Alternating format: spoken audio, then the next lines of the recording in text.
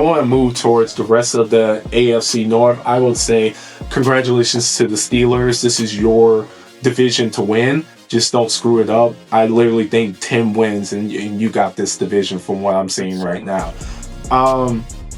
Looking at the Bengals, I owe Joe Burrow an apology because I recently made a top 10 QBs list and I put him in at number 4, I believe. I put him in at number 4 best QB in the league. I might have to rescind that. He might be number 1 to me. I have never seen in my entire life a team that has degraded so fast, so rapidly without a single player in their starting QB as I've seen the Bengals the last 2 games. Like, I've seen teams lose without a QB, but they still have relatively good fundamentals. This team not only loses, but they lose so bad to the point where it didn't even look like they were practicing before the game.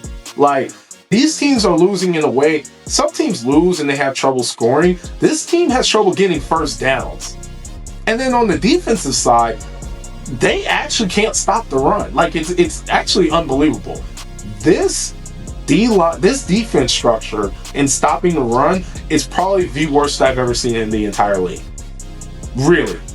Like, any running back, bet on their over if they're facing the Bengals defense. Absolutely. And then on the Bengals offensive line, I mean, there are college football teams with better offensive lines than what the Bengal offensive line is. I don't even 100% put this in on Jake Browning, even though he's been playing really bad.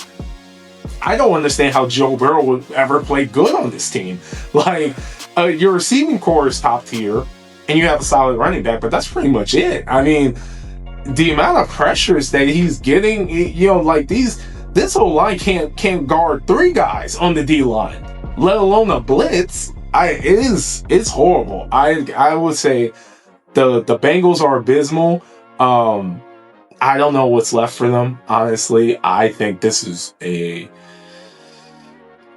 need to blow up the team. I think Jamar needs to go ahead and get up out there. I think T. Higgins needs to go and get a receiver 1 job somewhere. I think this is really a calling card. It's over for the Bengals. And unfortunately, I think they missed their window of actually going on and winning a championship because I can't see how this gets fixed, even with Joe Burrow coming back later in the year. And speaking of teams that I don't think can be fixed, let me move on to the Ravens because they are just as bad with an even more talented team. This one is actually really confusing to me. I would love someone to explain this one to me because actually, if you want, you can go watch my video that I had with Greg the One. He's a big time Ravens fan and we were talking about it and he had them going 13 wins. So Greg, we need to talk because there's a lot we got to talk about with this Ravens team. But when we talked, I thought this would be one of the best secondaries the Ravens ever had in history. And good God, was I wrong. This secondary is absolutely horrible. And it's got to start with Marvin Humphrey. Marvin Humphrey, man, it's time to shut down the podcast. Hey, listen, man.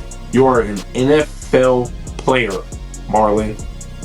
You do not need to be doing what I'm doing right now. This right here, this is for me. This is for blue collar guys. This is for 9 to 5 guys. This is not for NFL players to jump on a camera after a loss and try to produce content. It's like, that's not your job. Your job as a corner is to go practice and then go cover someone. And honestly, Marlon Humphrey is a synopsis of the entire team. This team is overwhelmingly talented, but there's clearly no cohesion with this team. It's clearly a bunch of individuals that are just put together on a team, and there's no real chemistry.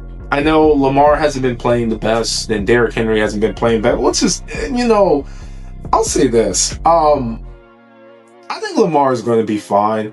I think, again, this is really hitting the pinnacle to where it's like, hey, man, you can't scramble when you're in a bad situation and go get a first down anymore. It's time for you to be a true passing QB. And he's a prolific passer. I'm not saying he's not, but I'm just saying the idea of his legs can always save him, that's clearly over because teams have clearly figured you out on how to do it.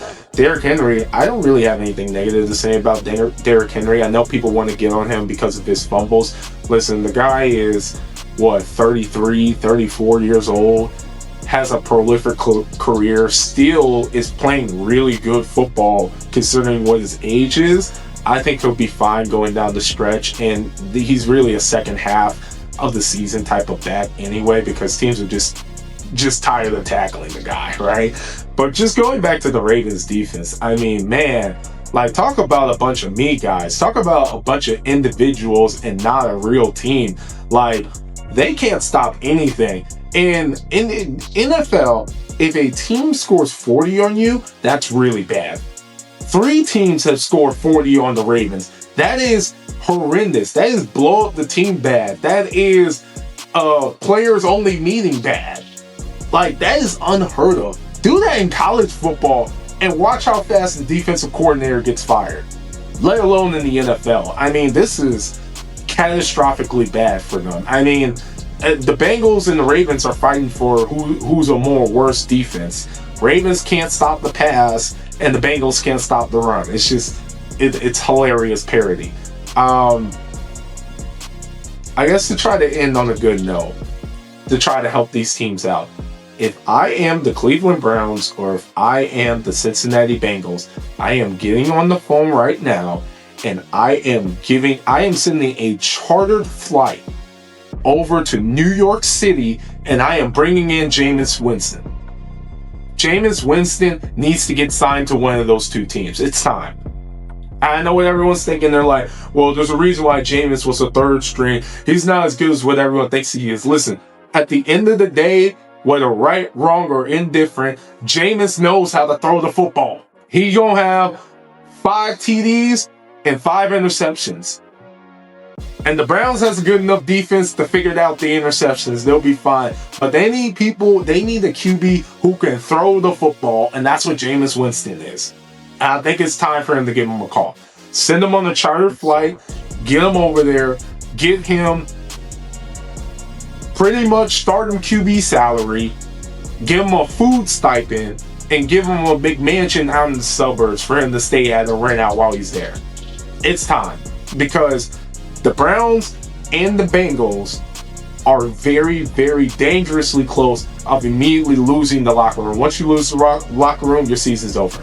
Like, once you get a players meeting, it's going to go one of 2 ways after you get that players meeting. It's either you're going to figure it out, you're going to go on a 10-game win streak, or it's immediately over and you're getting the 1st overall pick, and there's no in between. With the Bengals and the Browns, they are dangerously close of losing that entire locker room and their season immediately being over. So they gotta figure something out. I am a little bit more optimistic with the Ravens because the Ravens, at least talent-wise, has the pieces. They just need to actually play as a team. And again, before I end this, I have to say, Marlon Humphrey, man, do not turn on the camera, man. Just relax. Relax. You are a famous celebrity, okay? You got the rest of your life to turn on this camera and talk to your audience. You do not need to do this now. Focus on playing football, please. But other than that, guys, man, let me know what you guys' thoughts are just on the AFC North. I showed the Steelers a lot of love. I haven't said anything about them. Honestly, they have their own issues, but it's fine. They're doing fine. I have nothing negative to say about them. They're definitely going to be the front runners in the AFC North, so congratulations to that. But anyway, guys, let me know your thoughts. Go ahead, like, follow, subscribe, check out all of our content, and then, of course, we'll see you in the next one.